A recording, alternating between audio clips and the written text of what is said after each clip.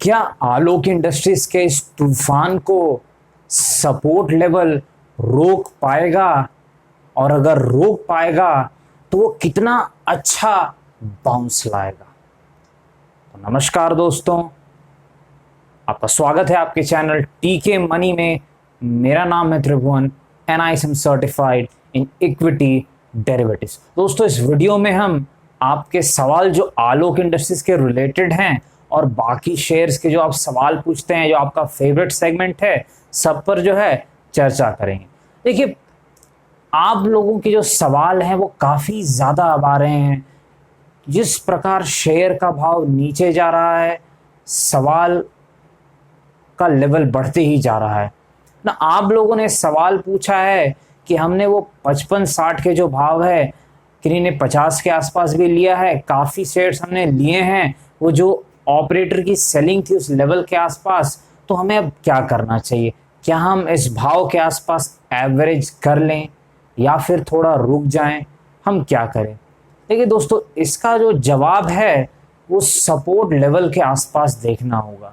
हमने चर्चा पहले भी की है कि 26 और 28 के बीच में एक बहुत ही अहम सपोर्ट है। वो क्यों सपोर्ट है वो भी आपको पता है कि पहली बात एक फिबोनाची रिट्रेसमेंट लेवल का सपोर्ट है, और दूसरा सपोर्ट क्यों है वो भी आपको पता है कि वहां पर जो है एक बाइंग हुई थी कुछ समय पहले। अगर आप चार्ट्स पर देखिएगा तो एक प्राइस एक्शन हुआ था, 18 मिलियंस के वॉल्यूम हुए थे, यानी 1.8 करोड़ के वॉल्यूम्स हुए थे, और ये जो बायर है ये जीत गया था, यानी इसने भाव को ये ऊपर लेके गया था। तो अब जिस प्रकार 55-60 का लेवल अहम था, हमने चर्चा की थी पहले कि ऑपरेटर की सेलिंग का लेवल है तो बहुत ही जो है बड़ा रेजिस्टेंस बन गया है। उसके ऊपर जब तक नहीं जाता दिक्कतें होंगी, और कुछ वैसा ही अफसोस की बात है हो गया। तो अब उसी प्रकार एक जबरदस्त सपोर्ट भी दिख रहा है, वो इस रेंज का 26-28 के बीच का। वॉल्यूम्स भी थे उस लेवल के आसपास, और क्या था कि वहां पर जो है फिबोनाची रिट्रेसमेंट लेवल का सपोर्ट भी है। आज जो भाव इस वक्त मैं वीडियो बना रहा हूं 28.80 है, यानी अब हम सपोर्ट के तकरीबन करीब आते ही जा रहे हैं। अब बॉटम कैसे बनता है ये भी आपको पता है कि किस प्रकार एक स्टॉक लाल में खुले और हरे में बंद हो जाए, और वॉल्यूम्स जबरदस्त आ जाएं, 3 करोड़ से ज़्यादा और 12 करोड़ से ज़्यादा हो तब तो बहुत ही अच्छा है। या फिर हरे में ही रहे और वॉल्यूम्स तगड़े हों, दोनों चीज़ें। ज़्यादा अच्छा जो है रिवर्सल आता है जब वॉल्यूम्स जो है वो ज़्यादा रहें लेकिन स्टॉक नीचे खुल के जो है वो ऊपर बंद हो। अच्छा, आप लोग का ये सवाल था कि हमने जो लिया है हम एवरेज करें या नहीं। देखिए, ये जो सवाल है इसका कोई ऑब्जेक्टिव जवाब नहीं है, सब्जेक्टिव है। ये डिपेंड करता है। बहुत लोग बोलेंगे एवरेज कर लीजिए, कुछ लोग बोलेंगे मत एवरेज कीजिए। यहां पर आपको देखिए क्या देखना है कि कहीं ना कहीं जो है प्राइस तो आपका हाफ हो गया 1 महीने के अंदर।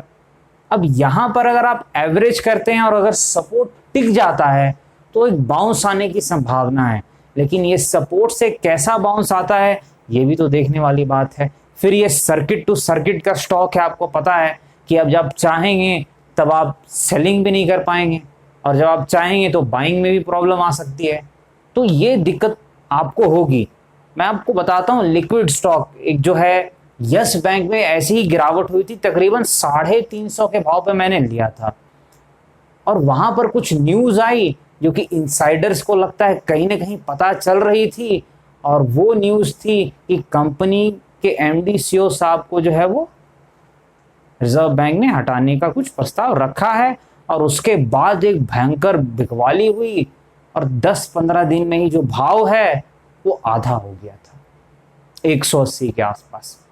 तो वहां पर जो है मेरा भाव आधा हो गया।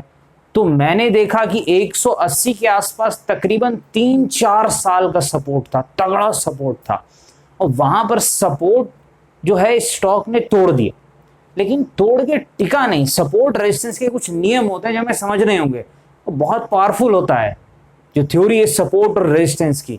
तो हुआ क्या कि सपोर्ट टूट तो गया, लेकिन उस दिन क्लोजिंग सपोर्ट के नीचे नहीं आई थी, किसी प्रकार से वो ऊपर चला गया और फिर उसने हरे में बंद दी, अगले दिन हरे में खुला, और वहां से जो मैंने एवरेज किया था 180 कुछ के आसपास, तो मेरा एवरेज 235-30 कुछ आसपास आया था। वहां से मैंने इसे घुमाया और वापस जो है 260 के आसपास 10-15% प्रॉफिट लेकर के, जब मुझे रेजिस्टेंस दिख रहा था 280 के आसपास, तो मैंने रेजिस्टेंस से थोड़ा पहले ही बेच दिया कहीं ना कहीं, क्योंकि स्टॉक जो है उस वक्त पर यस बैंक का कमजोर हो चुका था टेक्निकली। तो वहां पर मैंने ये चीज तो कर दी, लेकिन ये चीज लिक्विड स्टॉक में करना बड़ा आसान है, वहां आप कर सकते हैं। मैंने एक स्टॉप लॉस भी रखा था कि अगर मैं गलत साबित हो गया तो मैं यहां पर निकल जाऊंगा। लेकिन आपको अगर एवरेज करना है या नहीं, उसके लिए आपको एक चीज का ध्यान देना है, क्या आप इस स्टॉक में ओवर इन्वेस्टेड तो नहीं है? क्या आपने इस स्टॉक में बहुत ज्यादा इन्वेस्टमेंट कर दी अपने पोर्टफोलियो को? अगर आप ओवरऑल देखें तो अगर आपने सिर्फ 3% के आसपास इन्वेस्टमेंट की है, तो जो मैंने आपको बताया था 3-2 का 5 फॉर्मूला जो काफी लोग यूज करते हैं, यानी 5% से अधिक किसी भी पर्टिकुलर स्टॉक में इन्वेस्ट नहीं करते हैं जनरली। तो अगर आपका इन्वेस्टमेंट कम है तो 26-28 का सपोर्ट है, वहां पर कैसा रिएक्शन होता है उसके बाद हमें रिव्यू करना होगा कहीं ना कहीं। तो ये चीज आपको देखनी होगी। लेकिन अगर आपने बिल्कुल इन्वेस्टमेंट अधिक कर दी, आपके पोर्टफोलियो का 20% 30% है, तो देखिए एक ही स्टॉक को पोर्टफोलियो में बहुत ज्यादा वेटेज भी देना अच्छा नहीं होता है, चाहे वो कितनी भी अच्छी कंपनी फंडामेंटली क्यों ना हो, क्योंकि क्या हो सकता है किसी को नहीं पता। यस बैंक 60% गिर गया था बहुत जल्द, DHFL एक दिन में 60% गिर गया था, ये वायरस आ गया किसी को पता नहीं था। तो एक कंपनी पे पूरा पोर्टफोलियो डिपेंडेंट ना रहे, इसके लिए आपको ध्यान देना है, खुद में ही ये ध्यान देना है कि कहीं ना कहीं आप बहुत ज्यादा इन्वेस्टेड तो नहीं है स्टॉक में। अगर आप 3% के आसपास है तो 1-2% वो ऐड किया जा सकता है, अगर सपोर्ट बच जाए तो वो देखना होगा। सपोर्ट एक बाउंस तो देना चाहिए, देखिए ये बड़ा सपोर्ट तो है, और इस सपोर्ट से बाउंस अगर नहीं आया तो फिर ठीक नहीं होगा, बस सीधी बात है। ये सपोर्ट से बाउंस आने की संभावना है। मार्केट देखिए टेक्निकल एनालिसिस जो है वो कोई 100% प्रेडिक्शन नहीं है। यहां हम देखते हैं कि किसी भी चीज की संभावना अगर 75% भी हो जाए तो हम उसको ठीक मानते हैं। तो इस चीज को आप ध्यान दीजिएगा कि ये नहीं कि, और फिर दूसरी चीज एक और है कि सपोर्ट के आसपास कैसा बाउंस आया वो भी बहुत इंपॉर्टेंट है। वॉल्यूम अच्छी होनी चाहिए और बाउंस तगड़ा होना चाहिए, यानी 3-4 दिन लगातार सर्किट। ऐसा ना हो कि एक दिन सर्किट आया 2 दिन और फिर जो है बिकवाली स्टार्ट हो जाए। बायर जो हो वो बहुत पावरफुल होना चाहिए। और एक चीज यहां पर है, आप याद रखिएगा, ऑपरेटर्स ने कहीं ना कहीं 55-60 के लेवल पर बेच दिया है माल, और उन्होंने लिया है वो 5-10 के आसपास लिया होगा एवरेज कहीं ना कहीं। तो अब जो है प्रॉफिट तो बहुत जबरदस्त हुआ, लो पे खरीदा है, हाई पे बेच दिया है। लेकिन कहीं ना कहीं एक चीज आप याद रखिए कि जिस आदमी को एक स्टॉक में प्रॉफिट हुआ है वो दोबारा उसमें जरूर आता है।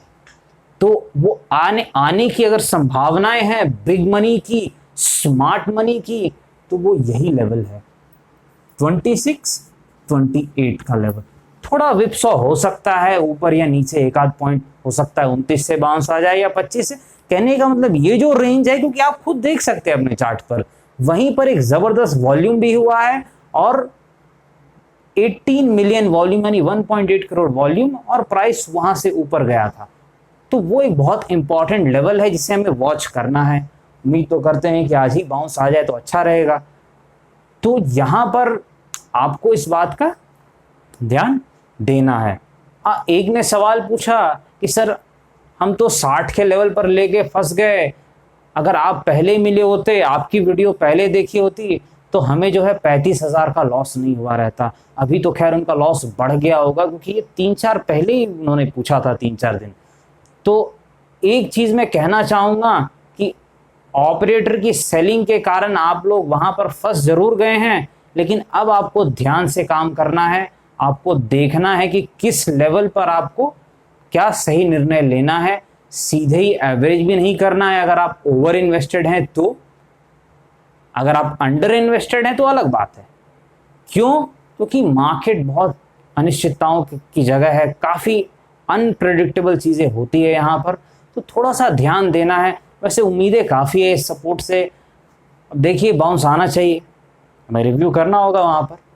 तो आप लोगों का जो फेवरेट सेगमेंट है, काफ़ी आप लोग सवाल पूछ रहे हैं डिफरेंट डिफरेंट शेयर्स के बारे में। तो आपने जो एक बहुत ही ज़बरदस्त सवाल पूछा है कि सर 4 कंपनीज हैं, इन्फोसिस, विप्रो, HCL और TCS, तो इनमें से कौन सी 2 बेहतर कंपनियां होंगी पोर्टफोलियो के लिए? कृपया आप इसका जो है जवाब दें। तो देखिए एक चीज़ आप ध्यान रखिए, पहली बात, चाहे इन्फोसिस हो, विप्रो हो, HCL हो, TCS हो, ये हाई क्वालिटी कंपनीज हैं, कोई कर्ज नहीं है इनके ऊपर, ठीक ठाक डिविडेंड्स देती हैं। तो चारों जो हैं वो ज़बरदस्त कंपनी है, इसमें कोई शक नहीं है। और IT इंडस्ट्री को कोरोना से कोई प्रॉब्लम नहीं हुई है, उल्टा उन्हें तो फ़ायदा ही हो रहा है।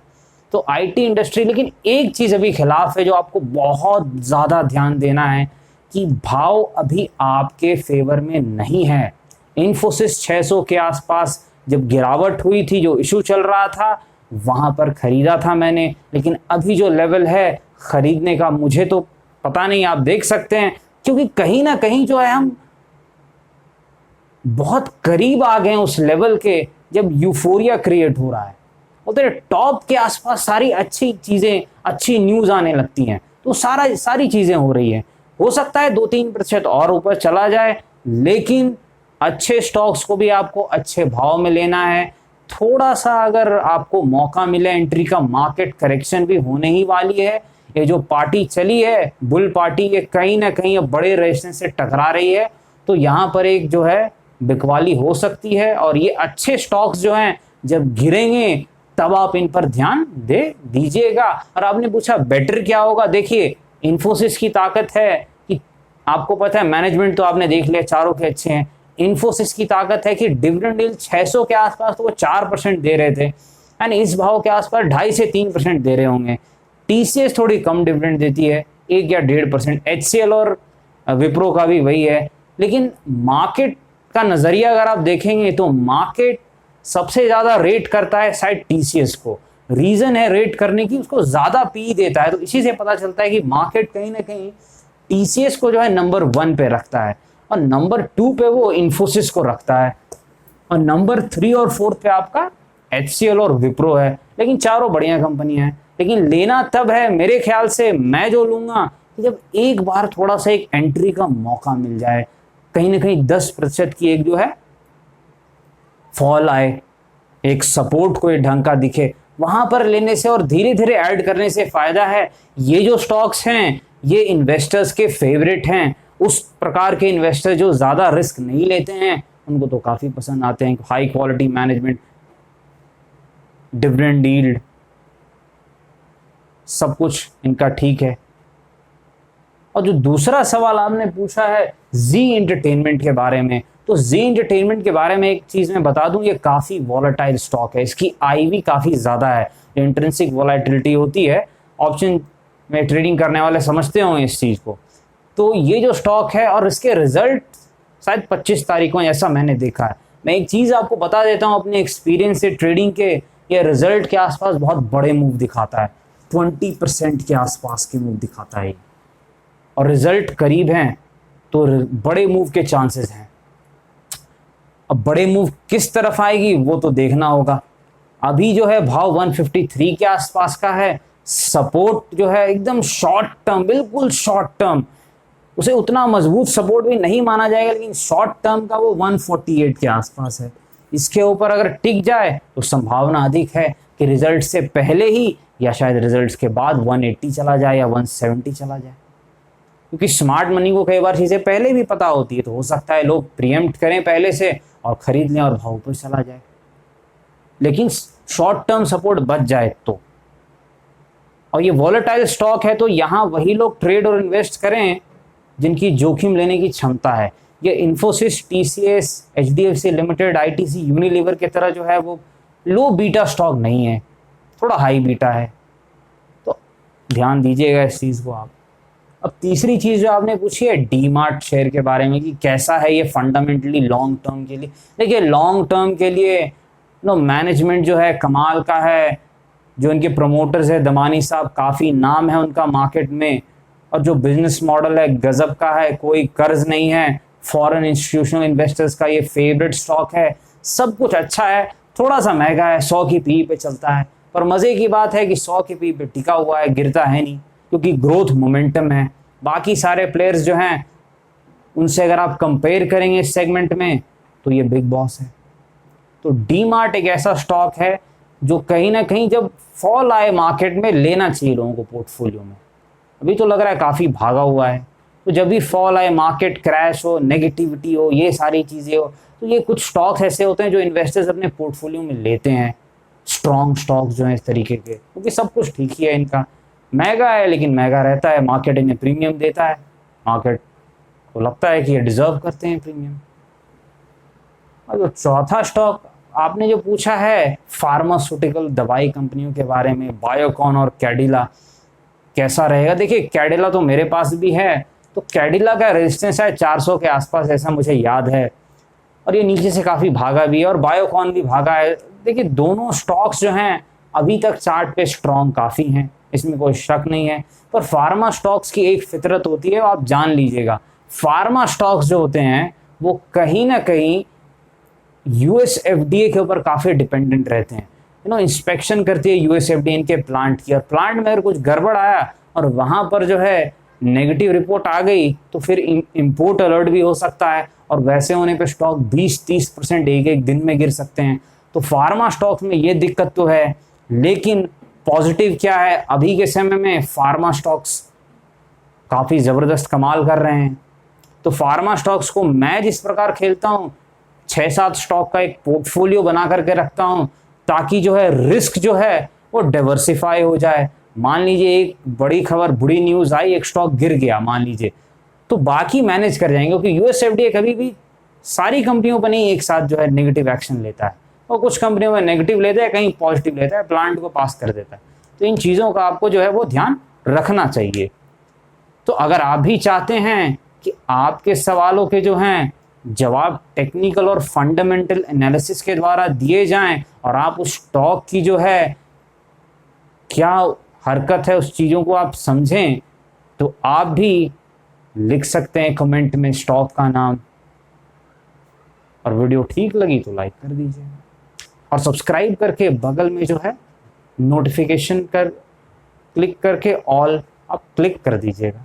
एक डिस्क्लेमर, आपको पता है बाजार में अनेक प्रकार की जोखिम है, तो कृपया अपने वित्तीय सलाहकार से ज़रूर संपर्क लें कोई भी निर्णय लेने से पहले। धन्यवाद।